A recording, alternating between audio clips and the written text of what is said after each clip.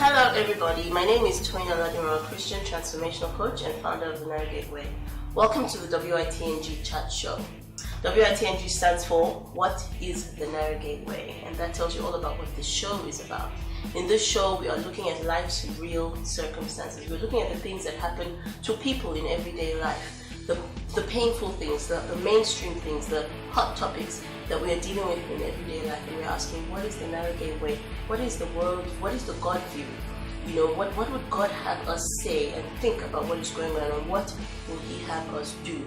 And we are all about triggering you to seek, find, and enter by what the Bible calls the narrow way that leads to life. Our topic today is, where is Jesus when life feels like I am wading through tar? Very long, I know, but I want it to be true to the words that were used by our very special guest. Those are words that she used when we were preparing for the show. Where is Jesus when my life feels like I am wading through tar? This topic is super close to my heart. Very close to my heart because as I've already mentioned, I'm all about helping people to join me in discovering what God really has to say about the things that we see in life and what He would really have us do, how He really wants us to respond to the things that we're going through in life. So, and in addition to that, I've also experienced things in my life that have made me ask that question: Jesus, where are you? Like, are you just sitting back and allowing me to go through pain and suffering, and you're doing nothing about it? Is that what you're about? Why did I bother to believe in you if my life, if I get to have such a painful life? So the kind of questions we're going to be asking ourselves today and discussing today are questions like, why do bad things happen to good people? Why would God take a good person, let a good person die? Why would God leave two little boys without a father? If God was really a God of love, why would He allow me to go through so much pain? How can you dare tell me that His purpose in my pain? I've invited some questions. I've had questions like, am I going to have to mourn forever? This pain that I'm feeling, am I stuck with it forever? I've had questions like, where is the victory that the Bible says I'm supposed to have? The Bible says I'm more than a conqueror. The Bible says I'm victorious. So where is the victory that I'm supposed to have when XYZ happened to me? Where is God in my pain? Basically, so that is it. And yes, Narrowgate Way, we tackle the tough issues. Let me go ahead and introduce our guest. Our guest is my lovely friend, I'm looking at right now, standing behind the camera. She's going to come and join us. Her name is Phumla Wamukoya, and who is, as of 2.5 years ago, was widowed. Her husband died, leaving her behind with 2 young boys. Phumla, please come and join us. Yes, so this is Phumla. Hi. Welcome to the show. Thank you so much for being willing to come and chat with us. Phumla is a mom of 2 very lively and active boys. One of them is now inside somewhere. We're trying to just, make sure that we record and get it done without confining him for too long. Phumla is one of my closest friends. We go way back to varsity days. Her first son, he's my godson. She's an occupational therapist by profession. She runs her own business. And she lives here in South Africa, which is where we're recording this, which is great. And basically she's here to join us as we discuss this topic on grief. And as I've mentioned before, the reason she's discussing this topic with us is because she has experienced it firsthand, and she doesn't claim to be a guru, universal guru on everybody's grief, but she does have a whole lot that she can share about her experiences of God in her grief. And I do believe that God's pattern is to tell us about how He has worked in the lives of others, so we can learn a lot about how He works, about His ways, about His face, about who He is. And that's what this is all about. Now, Phumla, as you know, on the W.I.T.N.G chat show, we always start with a statement of self. Yes. Because we believe the truth will make you free.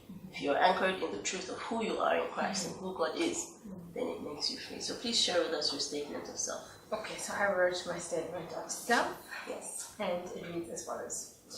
So for this season, which is what I looked at it from the point of view, I say that I'm a widow to a God-fearing man who laid the foundation for my life, who tilled the soil and played his part of his role in creating and assisting God to allow my God-breathed path to come to fruition or to occur. As a statement of self, I also feel that I'm a steward of 2 of God's precious children who were born for a purpose, and I am committed and have committed to playing my given role in their lives and raising them in the best way possible. Phumla, I love what you said about your husband having played his part. You know, he did his role in doing what God had created him to do. Because he was around for way too short a time.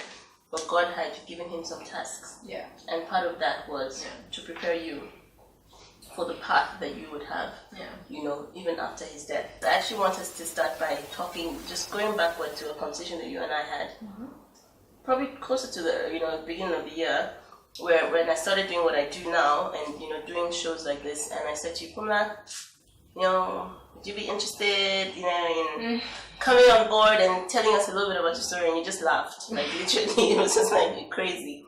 You know, and then about maybe 2 or so months ago, you reached out to me and you were like, Toyin, I'm ready. And I was like, yes, okay. And I just, you know, started moving really fast. I was like, she mustn't change her mind. But I want you to tell us what happened. How did we get to the point where you feel that you are ready for us to share with people your experience? So I think a lot of it really has to do with obedience. So, you know, when you said it the first time, I immediately said no, because it's obviously not a comfortable thing to talk about or to think about. And then I was praying and I just felt God press in my heart that I should. And so literally out of obedience, then I sent you that message to say that I feel that maybe I should give it a shot, to give it a try. And I guess I also believe that if God calls you or asks you to do something, there will be a benefit that I might not see now, but maybe it will help someone, you know, or you know, something we talk about will help another person. So it's really in obedience that Yeah. And I love that because it's authentic, it's real. You're not out here saying, woo, you know, I just want to talk about myself and I just want to tell you about my pain. And we're not trying to make it a reality show. It's not a reality show, something glamorous, you know. It's you being obedient to the Lord. And it's you realizing that, you know what, it might not feel that way right now, but I know that there's a purpose to my pain. I'm walking with God. And so if he says, I want you to do X, Y, Z, in and through your pain, and you're willing to do that. You know, and I think you're very brave, as I've told you a few times. I think you're very brave. And I think that everyone who's watching is going to get to see just how brave you are, even as we carry on with the show. Now, you and I have spoken about this quite a few times over the 2.5 years. Even preparing for the show, we've spoken about it, and we have seen from experience that it's better to start out speaking about what happened. You know, about Nete's death, about the event of his death. So we're going to go ahead and do that. So I'd like you to share with everybody what happened 2.5 years ago. Okay. So what happened in terms of the events, right? Yes. So we'll just look at that. Yeah. And to make sure that I don't cry too hard. The actual event of his death. Yeah, so I wrote it down so that, again, I don't fumble too much. But, so basically, I'll start with the day and what happened.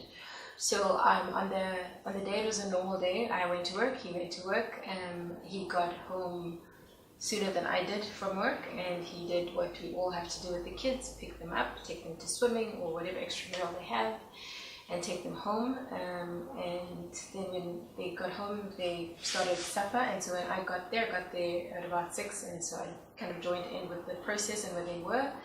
And we made supper, we fed the boys, then we started the routine of putting them to bed, bathing and reading and reading and reading some more, and then finally telling them good night. So then after we did that, then it was time for us to have supper, so we kind of prepared something.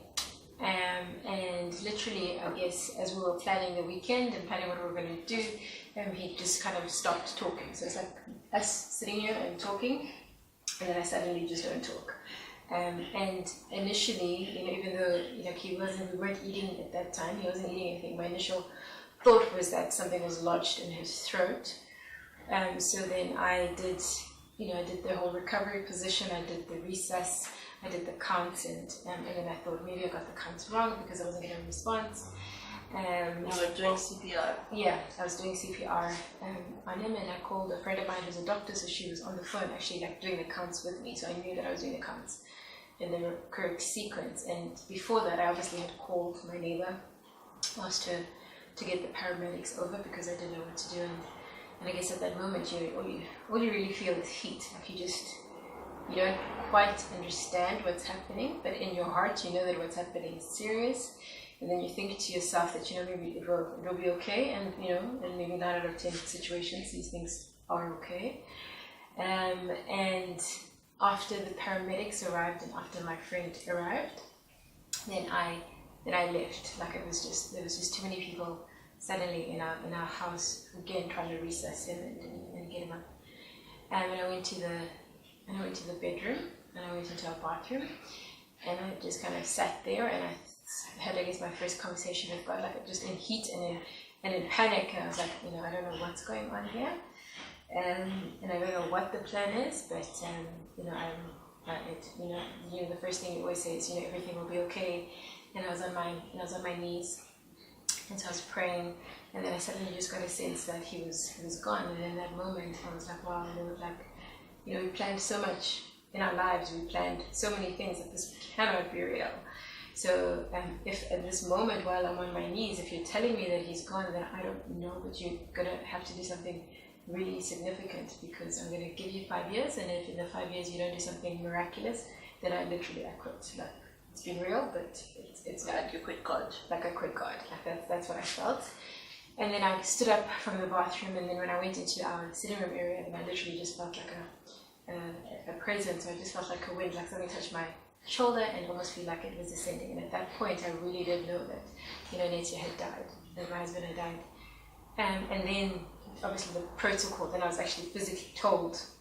Someone came and told me, the paramedic told me, and then I had a chance to go and say goodbye to him, say goodbye to his body, and that was how he died. So it was literally in the evening.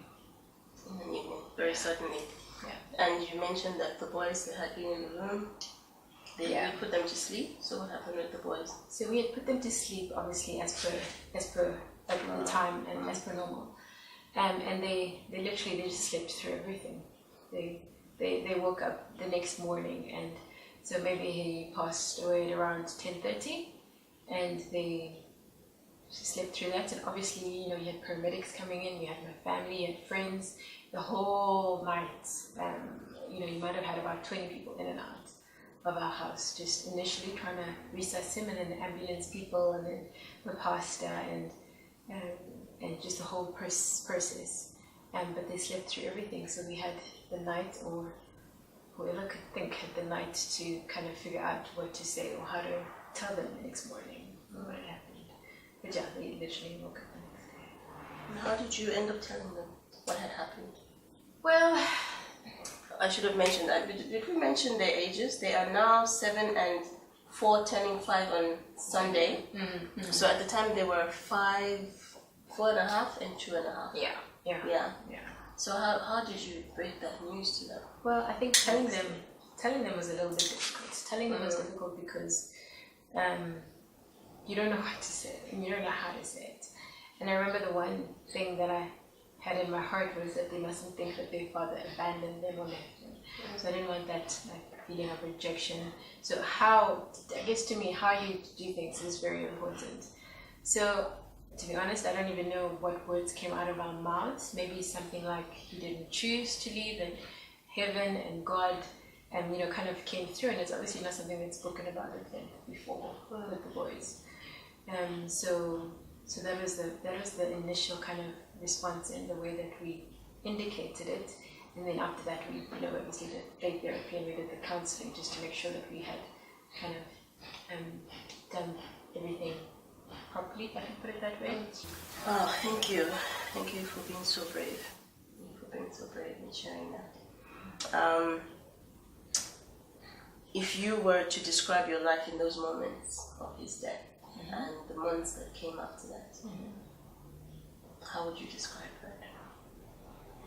So I think the first thing that hits you with death is like a feeling of numbness, and I think that's something that maybe protects you because you are because I think it's just the safer feeling to have, is to just to not feel. And so when the numbness leaves, then I think you then start dealing with the real reality. Like even when you're numb, you know something's wrong, but you're not quite aware of it. And you know, and at the time I had an option of going on medication. I don't know whether it's just this part of the world, but those things are, you know, quite offered quite a lot, put it that way. And you know, and because the pain is quite intense, but I think God just kind of put a blanket of numbness that I didn't really have to feel, so I didn't have to kind of replicate those feelings or what maybe the medication would have helped with. I really feel like the Holy Spirit just kind of put a blanket or a feather over me so that I could see things that were happening. You know, I could see that my house was turned upside down. I could see that there were a lot of people there. I could see the events that were happening, and you're kind of walking, but you're not actually feeling everything. And I think that is grace that kind of allowed me to go through that period. But yes, definitely, I would say numbness is the first thing that hits you. Numbness. Wow. You know what? Listening to you, what I just keep thinking is, no one would expect that God would allow that to be your first reaction.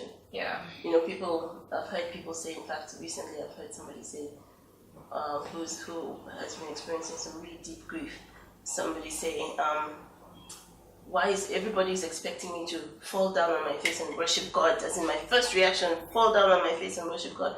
Whereas you're saying that in the moment you cried out to the Lord. You said that to us earlier. And you said, if this is what you want to do, then I give you 5 years to show me something amazing as to why this is happening and bring something beautiful out of this, or else I'm quitting on you. And then the next opportunity you got, you just experienced numbness, and that numbness actually had the impact of almost like shielding you in a way from the burst of the pain. I just find that so interesting that's what God would permit for his child. I think it's just a coping or a way to just kind of help you through that season. But it wears off. Unfortunately, the numbness wears off, and then when it wears off, then you kind of have to deal with all the other emotions that come with grief. So for me, those emotions were... what were those emotions? Those emotions were like feeling of shame for whatever reason, like it doesn't make sense. But it's almost like you were in a certain unit and you're in a certain position, or you're in a certain position, because you know I was married and I had a husband and I had children, you know, and I felt like I had done everything right and correctly. And then to have that kind of stripped or pulled out from the bottom of you, you kind of feel naked. You feel like whatever blanket you had has been removed, whatever crown you had has been thrown down, you know, whatever things that you had no longer are there. So shame quickly comes in to kind of try and fill that void, and obviously confusion, because you know, you're sitting with a certain path in a certain way that you think things are going to happen, and then suddenly it doesn't work out that way. And then when it doesn't work out that way, then you don't know which way to go. Like I didn't know what was expected of me, and I didn't know what God expected of me. So I would say that confusion was also a significant like feeling that comes through, and disbelief and just pain. Just, good old pain. How did you feel about God at the time? What did you throw at him? What did you say to him? You know, what challenges did you throw at him? So after my whole 5-year ultimatum, I was like, okay, so I've said that. I've kind of done my little small punches. And then afterwards, I guess I just kind of rested. I rested in God, and I figured that, you know, I'd given my heart to someone, and that person had left, and I think another big feeling is like that feeling of rejection. So then you've been rejected. So then I chose to put my heart and my focus on God and surround myself with him, because I figured that if the person I loved could leave me and my heart would be so sore, then I couldn't trust my being to a person. And I think it's just important that everything we have is entrusted to God, because he is, you know, the lover of our soul. He is the one who is always there and who's always guaranteed to be there for us. So I think I did have to do like I don't know if it was a conscious decision or just a circumstantial. I think it was more circumstances, because nature wasn't there. So then I had to kind of focus on God and be there. I don't know if I've answered your question. Yeah, no, you have. And for me, that tells me something. You ran to God. We're asking all of these questions, but for you, asking God questions did not mean that you had said, you know what, you stay over there, there, me, I be here, okay? And I'm going to throw questions at you because you're on the other side of as in there's a battle line and you're on the other side. Yeah. It sounds to me like you ran to God. Yeah. That's the case from what you're saying. Yeah. How?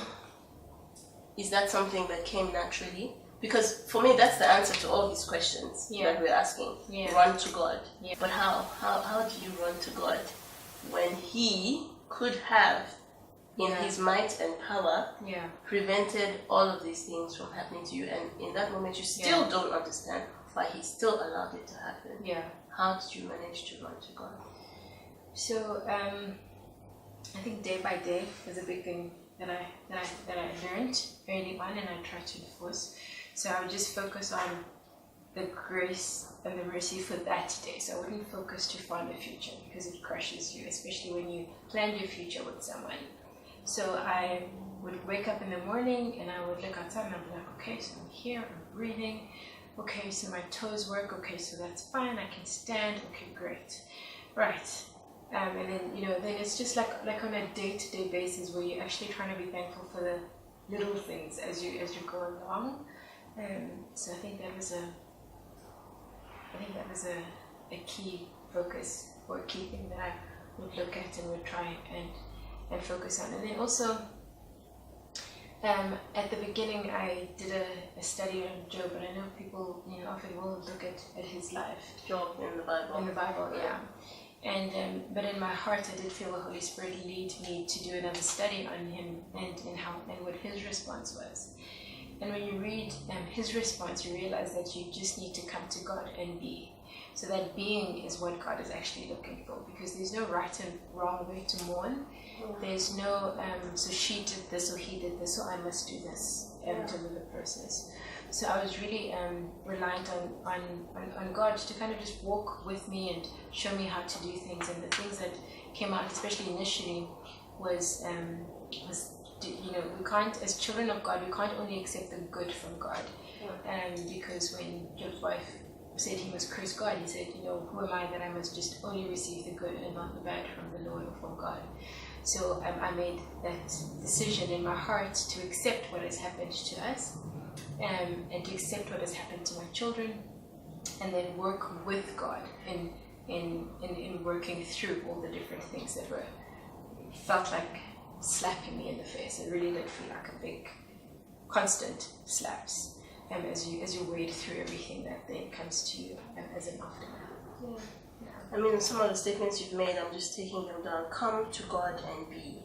Yeah. Come to God and be. Yeah. Our question, our topic is, where is Jesus when you're wading through the tar? Yeah. And what you're saying is that Jesus is the one that's standing with you in the tar and saying, just come to me and be. Yeah. Don't necessarily come to me in the way you think I'm expecting you. Yeah. Don't try and be like, okay, I need to come to be put together, because a lot of us are put off because we think that God is only interested in seeing us when we are together and everything is, pulled tight and we're responding the right way and everything. Yeah. And it's like Jesus was saying, I already see you, I know what you're dealing with. Come to me and be. I'm going to take you on a journey. Yeah. Which is where you're going, which is what you're experiencing. You also mentioned earlier, walk with God. Yes. Come to me and be. Walk with God. Yes. So do you feel like what do you feel? I mean, I don't want to lead you in a question. Yeah. What do you feel, when it comes to how God was at work in your life, and has been at work in your life at this time where you felt like you were wading through the time? I think as you're going through the intense pain in terms of the grief, I think what comes to mind is the fact that when you cry or when you're on the floor and you're mourning and you're feeling such pain, that Jesus is also in pain with you. And as you go through the pain that comes with grief and that comes with loss, he feels it with you. And I remember once listening to a lady talking, and she was giving a testimony about her son who had depression or bipolar. He had a medical condition, and she got a picture of how when her son is crying and is upset or is in a state, how Jesus was almost holding his hand or holding his head and crying with him. And it's not to say that Jesus will stay there, or God wants you to stay in a point of crying, but I think tears do heal, and you need to allow the process to go through it. So I think God allowed me seasons of almost being on the floor and being, just like in a state, and then when it was time to get up, he would say, that's enough now. Or he would say, you can stay there. Or he would say, okay, now get up and go for a walk. Or he would say, okay, now go and go get something to drink. He was very involved and very kind of on a day-to-day basis of what I needed, and I was so reliant on him because I had lost so much in that state that so then I would maybe spend hours and hours reading the word and just being in his presence and just crying before him, and now that I'm having to work again and doing all of these things, my time might be less, but the intensity of his presence and his communication is still there. So I think the communication and the constant talking to him is cool. Is important. And that's when I'm listening to you speak, I'm thinking of the person that will say in response to that, but why would you turn to a God that you know is all powerful? Yeah. He saw when Nete was dying, or was he on holiday? Yeah. Like, he saw that you've got 2 little boys. He saw everything. He saw the hustle, the practical realities of living without your primary, provider, for example. Yeah.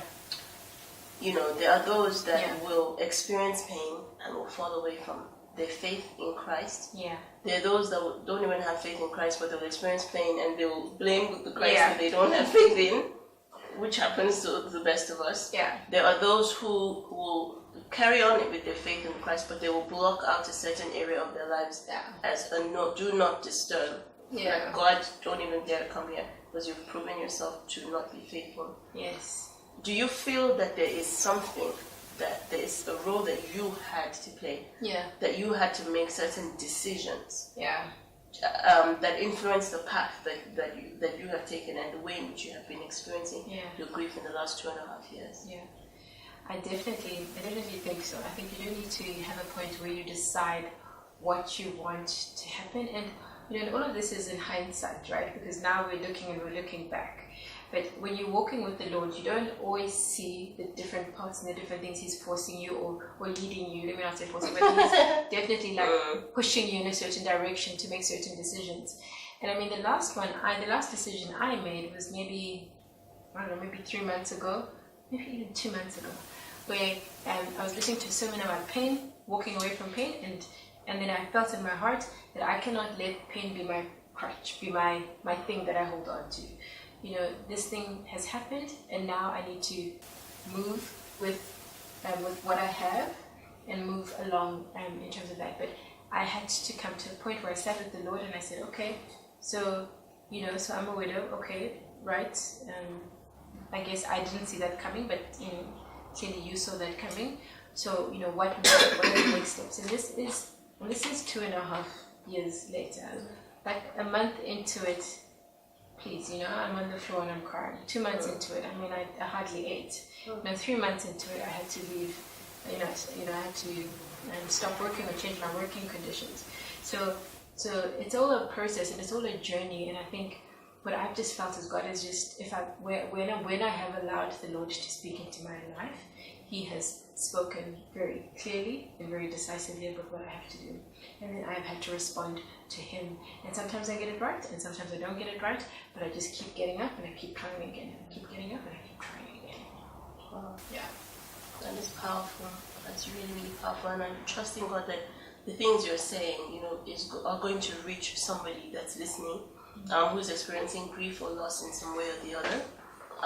We don't always have the same experiences, but we can learn from the experiences of others, and we can feel like, okay, this person made choices by walking with God. This person made choices by choosing to believe.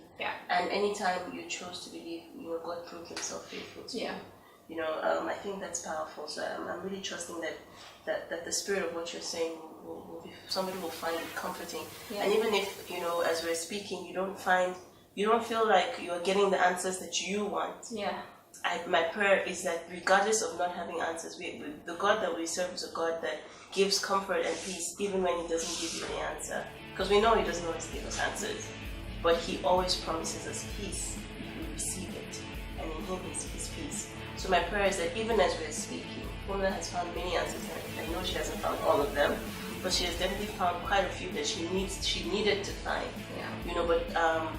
But the point is that we should all walk away from this program knowing that in Christ it's the peace that you need, and it will take you from experience to experience, from stage to stage, in what it is that you're dealing with.